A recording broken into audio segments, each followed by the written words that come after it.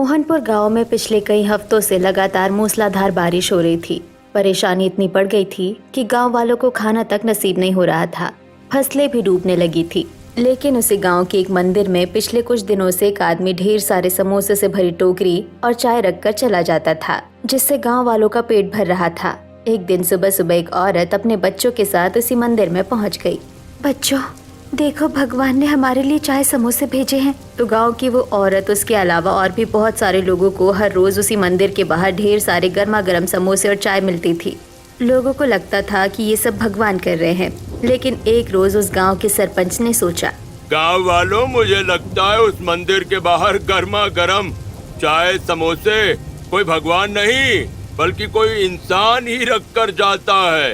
अरे सरपंच जी, जो भी हो, इस बरसात में हमें थोड़ी मदद तो मिल रही है। हमारे घरों में चूल्हा ही नहीं जल पा रहा है। कम से कम उस चाय समोसे की वजह से हम जिंदा तो हैं।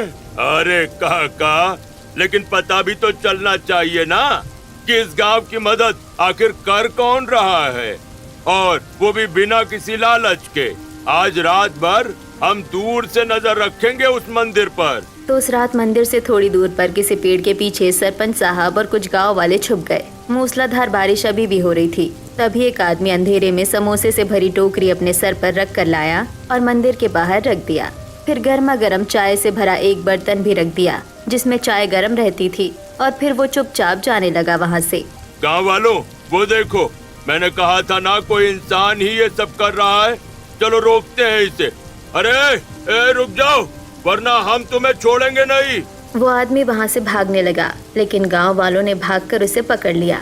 उसका चेहरा देखकर गांव वाले दंग रह गए। रघुवीर, तुम इतने सालों बाद? आखिर रघुवीर कौन था और वो इतने सालों बाद गांव वालों को क्या दिखा? क्या रघुवीर का गांव वालों के साथ कोई रिश्ता था? अगर कोई रिश्ता था तो वो गांव में क्यों नहीं रहता था? और सबसे हैरानी वाली बात, वो सबसे छुपकर मंदिर के बाहर चाय समोसे क्यों रखता था? अपना चेहरा दिखाकर भी तो सबकी सेवा कर सकता था। यही सब जानने के लिए हमें कहानी को बिल्कुल शुरुआत से जानना होगा। दरअसल आज से कुछ साल पहले रघुवीर उस गांव का सबसे गरीब इंसान था, और बदनसीब भी, क्योंकि उसकी सिर्फ एक माँ ही थी। वो भी पिछली बरसात ने उससे छीन ली थी। माँ के गम में रघुवीर अपनी छोटी सी झोपड़ी में अकेला ही पड़ा रहता था। फिर एक रात उसके घर पर किसी की दस्तक हुई। मेरा तो इस दुनिया में कोई रहा नहीं, तो इतनी रात में मुझसे मिलने कौन आया होगा? जाओ भाई, वापस चले जाओ। लगता है तुम गलत घर में आ गए हो। लेकिन बाहर से किसी लड़की की आवाज आई। मुझे नहीं पता कि मैं सही घर में आई हूँ या गलत घर में। बाकी के घर यहाँ से बहुत दूर है। जल्दी से दरवाजा खोलिए, मुझे आपकी मदद की जरूरत है। बाहर बारिश हो रही है, मैं यहाँ फंस गई हूँ। किसी लड़की को मुसीबत में देखकर रघुवीर की अचानक नींद पूरी तरह से टूट गई और वो उठकर खड़ा हो गया। लगता है कोई मुसीबत में है। परेशान मत हो, दरवाजा खोलता हूँ। रघुवीर ने जैसे ही दरवाजा खोला वैसे ही देखा बाहर बारिश में घाघरा चोली में एक लड़की खड़ी थी। उसके सर पर एक टोकरी थी जिसमें बहुत सारी चूड़ियां रखी हुई थी। रघुवीर उसे देखता ही रह गया। अरे, कहाँ खो गए आप? जब उस लड़की राधिका ने रघुवीर को पकड़कर हिलाया तब उसे होश आया। अरे, कौन है आप? मुझे तो आप चूड़ी बेचने वाली लग रही हैं। हाँ साहब, मैं एक चूड़ी बेचने वाली ही हूँ। इसी गांव में चूड़ी बेचने आई थी, लेकिन दोपहर से ही बारिश शुरू हो गई। तब से बारिश बंद होने का नाम ही नहीं ले रही है। मैं बरगद के पेड़ के नीचे बैठ गई थी, लेकिन वहाँ पे आंधी तूफान चलने लगा। इतनी रात को मुझे अकेले वहाँ डर लग रहा था, इसलिए मैंने सोचा किसी से मदद ले लेती हूँ। अच्छा, अंदर आ जाइए। आप तो पूरी तरह से भीग गई हैं। तो रघुवीर ने राधिका को अंदर बुला लिया। पहले उसने दरवाजा बंद किया, फिर उसके सर पर रखी टोकरी उसने खुद उतार कर नीचे जमीन पर रख दी। आप तो बहुत भीग गई हैं। ठंड की वजह से कांप भी रही हैं। ऐसे गीले कपड़े पहने रहेंगी तो सुबह तक आप बीमार पड़ जाएंगी। ऐसा कीजिए, अंदर मेरी माँ की बहुत सारी साड़ियाँ रखी हुई हैं। जो भी आपको पसंद हो पहन लीजिए। लेकिन माँ जी तो सो रही होंगी, पहले आप उन्हें जगा दीजिए। मेरी माँ अब इस दुनिया में नहीं रही। मैं अकेला ही रहता हूँ। लेकिन आप डरिए मत, मैं एक अच्छा इंसान हूँ। नहीं, मैं डर नहीं रही हूँ। माफ कीजिएगा, मैंने आपको माँ की याद दिला दी। मैं अभी कपड़े बदल कर आती हूँ। तो राधिका अंदर दूसरे कमरे में गई और थोड़ी ही देर में कपड़े बदल कर बाहर आ गई। मेरी माँ की साड़ी में तो आप और भी ज्यादा खूबसूरत लग रही हैं। आप यहीं बैठ जाइए, मैं अभी आपके लिए चाय बना कर लाता हूँ। अरे नहीं नहीं, इतनी मेहनत करने की जरूरत नहीं है आपको। वैसे ही मैंने आपको इतना परेशान कर दिया। अरे नहीं नहीं राधिका जी, मैं परेशान बिल्कुल नहीं हूँ। वैसे भी मेरा तो इस दुनिया में कोई रहा नहीं। 2 पल के लिए कोई मुझसे बातें कर लेता है तो मुझे बहुत अच्छा लगता है।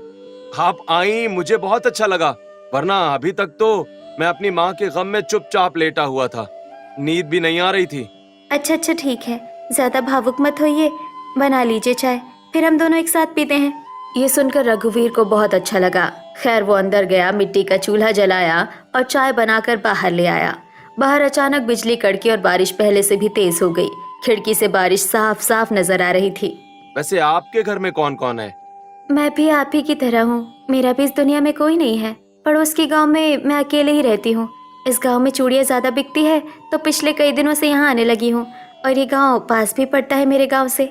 चलिए कोई बात नहीं, ये जिंदगी है, बितानी तो पड़ेगी ही। वैसे चाय कैसी लगी आपको? चाय तो आपने मुझसे भी स्वादिष्ट बनाई है।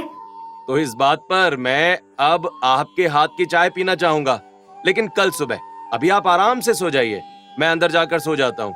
सुबह मैं पहले आपके हाथ की चाय पीऊंगा, उसके बाद ही आपको विदा करूंगा। ठीक है।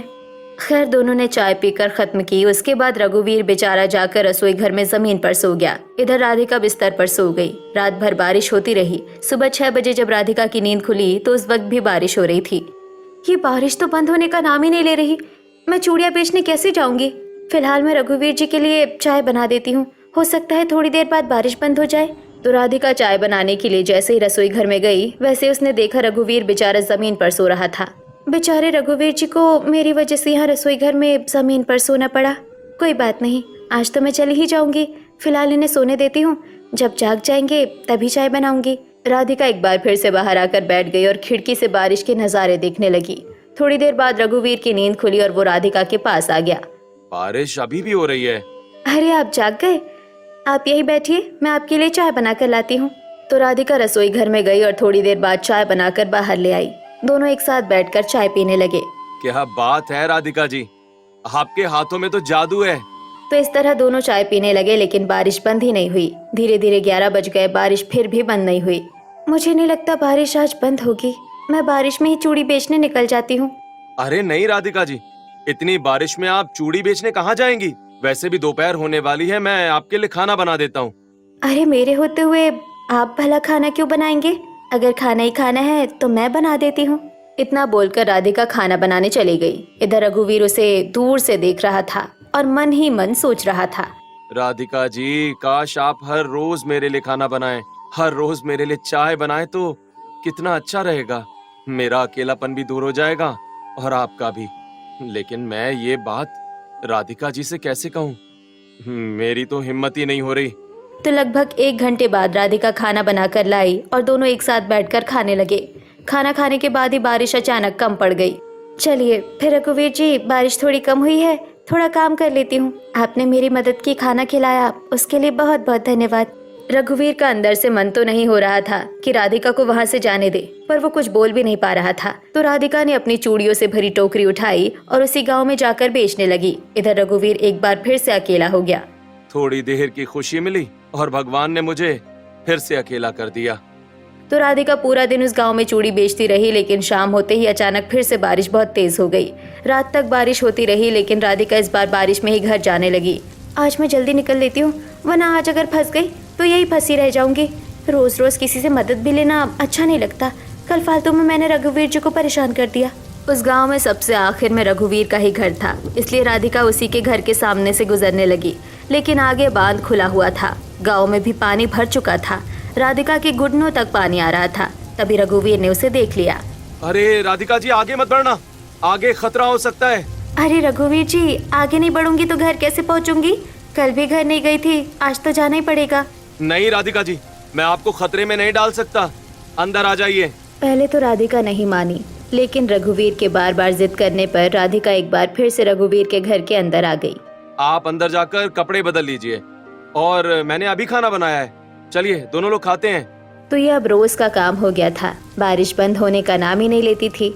शाम को जैसे ही राधिका के घर जाने का वक्त होता था, बारिश और भी तेज हो जाती थी। सामने बांध भी खुला हुआ था, इसलिए वो गांव छोड़कर जा भी नहीं पा रही थी और हर रोज रघुवीर के घर पर ही रुकती थी। लेकिन एक रात गांव के एक आदमी मोहन ने रघुवीर को राधिका के साथ खाना खाते हुए देख लिया खिड़की से। ये चूड़ी वाली रघुवीर के घर में क्या कर रही है? उस दिन के बाद मोहन हर रात रघुवीर के घर पर नजर रखने लगा। वो हर रात राधिका को रघुवीर के घर में ही देखता था। फिर एक रोज सुबह सुबह भयंकर बारिश में भागते हुए वो सरपंच के पास पहुंचा। वहाँ पूरे गांव को बुलाया और सारी बात बता दी। सरपंच जी, गांव वालों, अपने गांव में जो चूड़ियां बेचने आती है ना, वो पिछले कई दिनों से रघुवीर के घर में रह रही है। ये सब गलत है। हमारे बच्चों पर इसका क्या असर पड़ेगा? एक बिन ब्याही लड़की एक बिन ब्याहे लड़के के साथ बिना शादी के रह रही है। तुम सही कह रहे हो मोहन, ये तो बिल्कुल सही नहीं है। चलो अभी इसी वक्त रघुवीर के घर पर चलते हैं। अभी सुबह का वक्त है, बारिश भी हो रही है, तो वो चूड़ी वाली उसी के घर में होगी। तो सरपंच जी गांव वालों को लेकर मूसलाधार बारिश में ही किसी तरह रघुवीर के घर पहुंच गए। राधिका भी वहीं मौजूद थी और उसकी चूड़ियों की टोकरी भी वहीं रखी हुई थी। रघुवीर, ये सब क्या चल रहा है? ये चूड़ी वाली हर रात तुम्हारे घर में क्यों रुकती है? तुम इसे जानते हो क्या? नहीं सरपंच जी, बस अभी कुछ दिनों पहले ही जान पहचान हुई है। आप तो जानते ही हैं कि कितनी भयंकर बारिश हो रही है इस बार। एक रात ये मुझसे मदद मांगने आई, फिर वापस जा ही नहीं पाई। गांव के बाहर का जो रास्ता जाता है वहाँ पर बांध खुल गया है। पूरे गांव में घुटने तक पानी भर चुका है। ये अपने गांव जाएंगी तो इन्हें खतरा हो सकता है, इसलिए मैंने इनकी मदद कर दी। वैसे भी मेरे घर में तो मेरे अलावा कोई रहता नहीं। आप सबके घरों में तो परिवार है। देखो बेटा, तुम भी जवान हो और ये चूड़ी वाली भी जवान है। इस तरह बिना किसी रिश्ते के एक ही छत के नीचे रहना समाज के लिए अच्छा नहीं माना जाता। मैं तो कहता हूँ इस लड़की को अभी धक्के मार के यहाँ से भगा दो। पता नहीं कहाँ से आ गई है। बस मोहन, अब इसके आगे कुछ मत बोलना। राधिका अब हमेशा यहीं रहेगी। इतना बोलकर रघुवीर ने घर के अंदर बने मंदिर से लाल सिंदूर उठाया और राधिका की मांग में भर दिया। राधिका भी कुछ नहीं बोली, वो अंदर ही अंदर खुश हो गई। क्यों सरपंच साहब, अब तो मैं इसके साथ यहाँ रह सकता हूँ ना?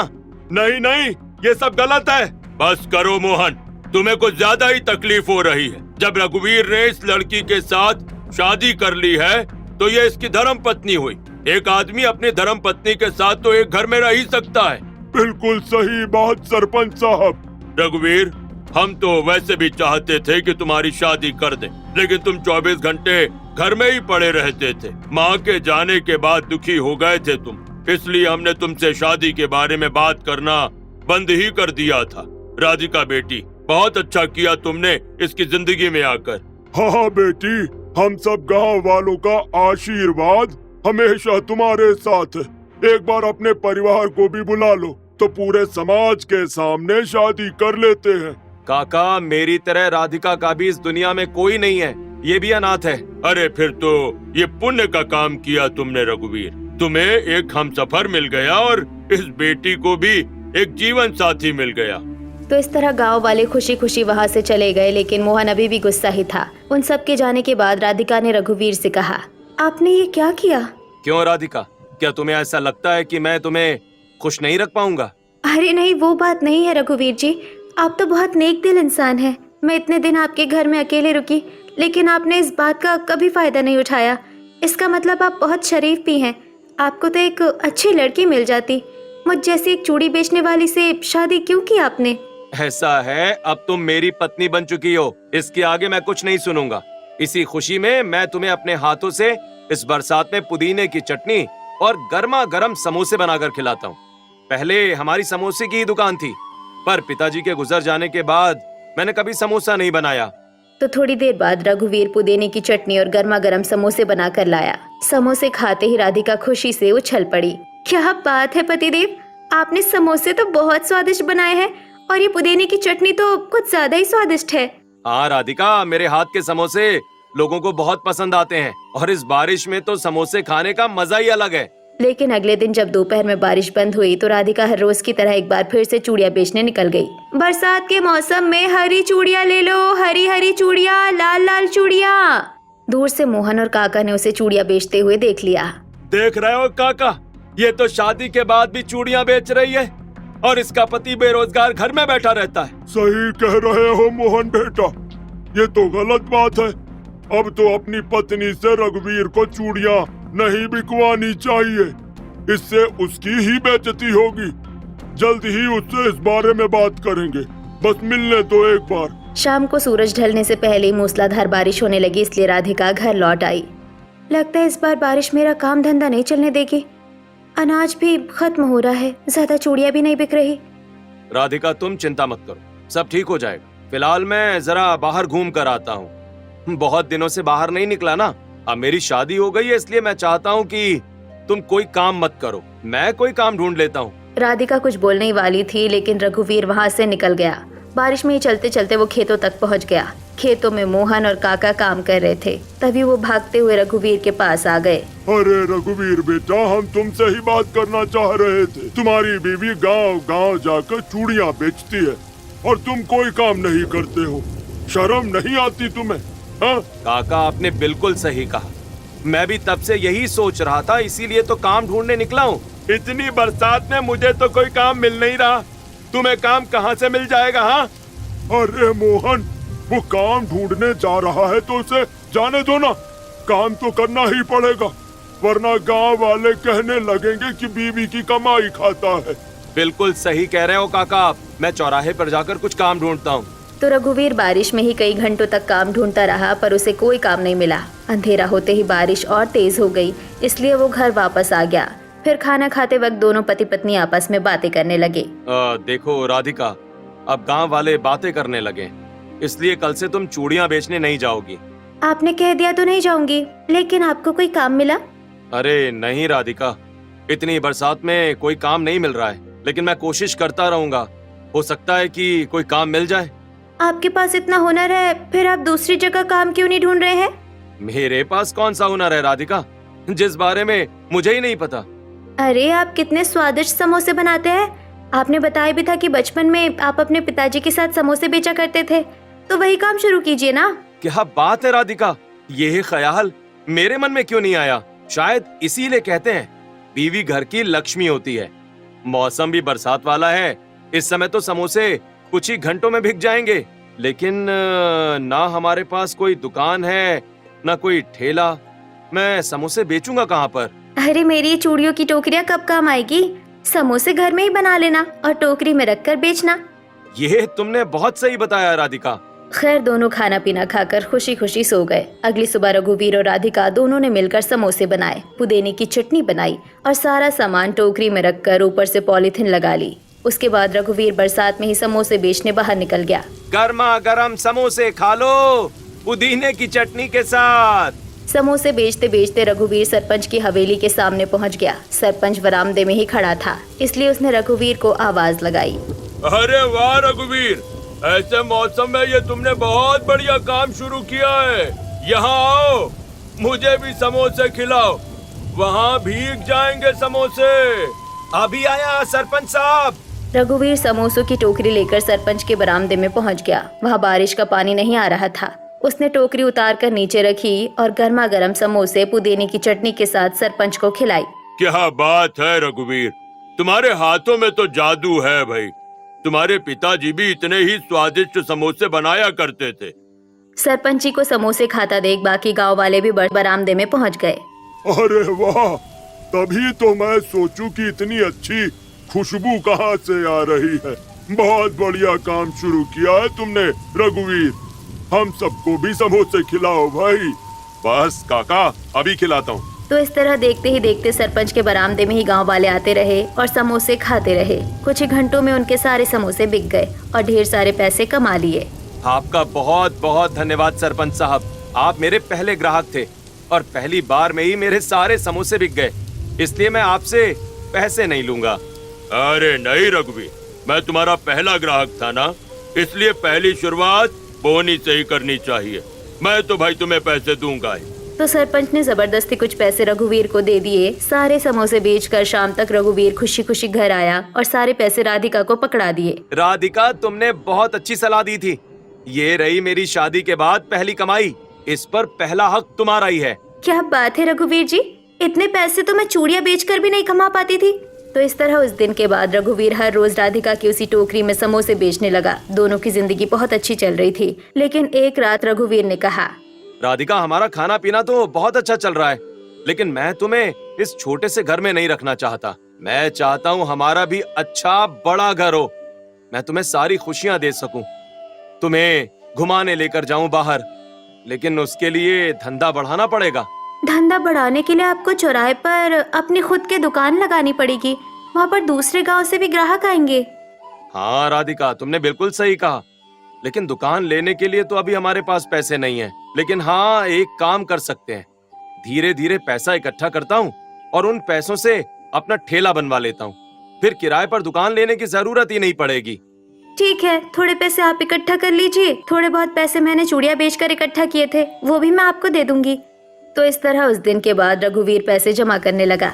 बारिश हर रोज हुआ ही करती थी। फिर एक रोज सरपंच की धर्मपत्नी का जन्मदिन हुआ। वो तैयारी में लगा हुआ था। मोहन, तुम जल्दी से पूरे गांव को निमंत्रण दे दो और रघुवीर को जरूर बुलाना। वो हम सबके लिए समोसे बनाएगा। उसके समोसे सबको बहुत पसंद हैं। और हाँ, फोटोग्राफर को लाना बिल्कुल मत भूलना। अरे चिंता मत करो सरपंच साहब, मैं शाम को चौराहे पर जाकर फोटोग्राफर को बता दूंगा। तो कुछ ही दिनों बाद हल्की हल्की बारिश में रात के वक्त सरपंच जी की धर्मपत्नी का जन्मदिन मनाया जा रहा था। रघुवीर ने वहीं पर समोसों का स्टॉल लगाया हुआ था। राधिका भी आई हुई थी, लेकिन तभी सरपंच की धर्मपत्नी बाहर आई और चिल्लाने लगी, सुनिए जी, मेरा सोने का हार कहीं नहीं मिल रहा, लगता है किसी ने चुरा लिया। अरे भाग्यवान, इतना महंगा हार संभाल कर रखना चाहिए था ना। गांव वालों, जल्दी जल्दी सब लोग ढूंढो और किसी को बाहर मत जाने देना। सबकी तलाशी भी होगी। वहाँ पर सबकी तलाशी ली गई, हर जगह ढूंढा गया, लेकिन हार नहीं मिला। तभी वहाँ पर भागते हुए मोहन आ गया। अरे सरपंच साहब, हार तो कहीं नहीं मिल रहा। तुम अब आ रहे हो? मैंने तुम्हें गुब्बारे लेने के लिए 2 घंटे पहले भेजा था। अरे सरपंच जी, गुब्बारे फुलाने में ही तो देर हो गई। आते ही पता चला हार चोरी हो गया चाची का। लगता है भीड़ भाड़ में वो हार कहीं गिर गया होगा। सबकी तलाशी मैं ले चुका हूँ। चलो अब वो सब भूलकर जन्मदिन मनाते हैं। रघुवीर, सबको समोसे खिलाना चालू करो भाई। ठीक है सरपंच साहब।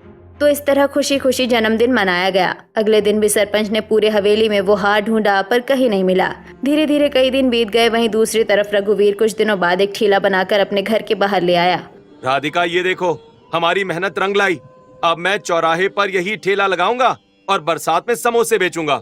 तो उस दिन के बाद रघुवीर चौराहे पर ठेला लगाकर समोसे बेचने लगा। साथ ही साथ अब वो चाय भी बेचने लगा, जिससे कमाई दुगनी हो गई। लोग बरसात में भी उसके ठेले पर समोसे खाने आया करते थे। जब ये सब मोहन ने देखा तो उसने सरपंच से कहा, सरपंच साहब, मुझे लगता है चोरी वही करता है जो बहुत गरीब होता है। इस गांव का सबसे गरीब इंसान रघुवीर ही तो था। आपका हार चोरी होने के कुछ ही दिनों बाद देखो, उसने अच्छी दुकान खोल ली, वरना अभी तक वो टोकरी में समोसे बेचा करता था। यही सब देखकर मुझे तो लगता है रघुवीर ने ही चाची का हार चुराया है। इसी तरह मोहन ने घर घर जाकर सबको रघुवीर के खिलाफ भड़का दिया। इसलिए भरी पंचायत में एक रोज रघुवीर को बुलाया गया। रघुवीर, हम तुम्हें इतना अच्छा इंसान समझते थे और तुमने मेरे ही घर में चोरी कर ली और वो हार बेचकर अपना धंधा भी बढ़ा लिया। सरपंच साहब, ये आप क्या कह रहे हैं? बिना जाने आप इतना बड़ा इल्जाम लगा रहे हैं मुझ पर। मोहन बिल्कुल सही कह रहा था, चोरी तुमने ही की है, वरना इतनी जल्दी टोकरी पर समोसे बेचने वाला इंसान इतना बड़ा ठेला कैसे बना सकता है? इसके घर में जितना भी सामान है वो जब्त कर लेते हैं और इसे गांव से बेदखल कर देते हैं। लेकिन काका, मैंने चोरी की ही नहीं। देखो रघुवीर, तुम्हारे पिताजी की हम बहुत इज्जत करते थे, इसलिए तुम्हें हम पुलिस के हवाले नहीं कर रहे। चुपचाप निकल जाओ इस गांव से। तो इस तरह गांव वालों ने रघुवीर को उस गांव से निकाल दिया। रघुवीर का काम अच्छा चलने ही लगा था, इसलिए उसने एक छोटा सा घर किसी दूसरे गांव में बनवा लिया। लेकिन एक दिन वही फोटोग्राफर सरपंच साहब की हवेली पहुंचा। अरे सरपंच जी, आपकी सारी फोटो बन गई हैं। मैं वही एल्बम देने आया हूँ, ये लीजिए। सरपंच एल्बम देखने लगा। तभी उसने एक फोटो में देखा कि उसी गांव का मोहन उसकी पत्नी का हार चुरा रहा था। इसका मतलब हमारी पत्नी का हार मोहन ने चुराया था। हमने बेवजह रघुवीर को सजा दे दी। सरपंच ने मोहन से हार वापस लेकर उसे पुलिस के हवाले कर दिया। फिर कुछ दिनों बाद नदी का बांध टूटा और गांव में बाढ़ आ गई। बारिश एक सेकंड के लिए भी नहीं रुकती थी। लोगों के खेत खलिहान पानी से भर गए। सारी फसल बर्बाद हो गई। लोगों के घरों में खाने तक को नहीं बचा। जब ये बात रघुवीर को पता चली तो उसने अपनी पत्नी से कहा, राधिका, अब हमारे पास भगवान का दिया सब कुछ है। मैं देख रहा हूँ जिस गांव में हम रहते थे वहाँ लोग भूखे मर रहे हैं, इसलिए मैं उनकी मदद करूँगा। अगली रात से ही रघुवीर चुपचाप ढेर सारे समोसे बनाकर राधिका की उसी चूड़ी वाली टोकरी में रखता था और मंदिर के बाहर जाकर रख देता था, जिससे गांव वालों का पेट भरने लगा। लेकिन गांव वाले ये जान ही नहीं पाए कि मंदिर के बाहर समोसे आखिर रखता कौन था। फिर एक रोज सरपंच और गांव वालों ने ये पता करने की ठानी और मंदिर से थोड़ी दूर पर छिप गए। थोड़ी देर बाद रघुवीर फिर से आया और समोसा रखकर जाने लगा। तभी सरपंच साहब ने उसे रोक लिया और कहानी एक बार फिर वर्तमान में वापस आ गई। रघुवीर, तुम तो बहुत महानता वाला काम कर रहे हो। तुम हम सबकी भूख मिटाते रहे और अपना चेहरा भी सामने नहीं आने दिया। हाँ सरपंच साहब, क्योंकि मैं तो आप लोगों की नजर में चोर हूँ ना, और किसी चोर के हाथ का आप लोग क्यों खाएंगे? नहीं बेटा, हम सब गांव वाले गलत थे। सरपंच साहब की पत्नी का हार किसी और ने नहीं बल्कि अपने ही गांव के मोहन ने चुराया था। अब मुझे पता चला वो हम सब लोगों को तुम्हारे खिलाफ भड़का क्यों रहा था, ताकि कोई उस पर शक न कर सके। हाँ रघुवीर, हम सब गांव वाले तुमसे माफी मांगते हैं। अपने गांव वापस आ जाओ। कुछ दिनों बाद उसने अपना बहुत बड़ा ढाबा खोल लिया, पक्का मकान भी बनवा लिया और अपनी पत्नी के साथ खुशी खुशी रहने लगा।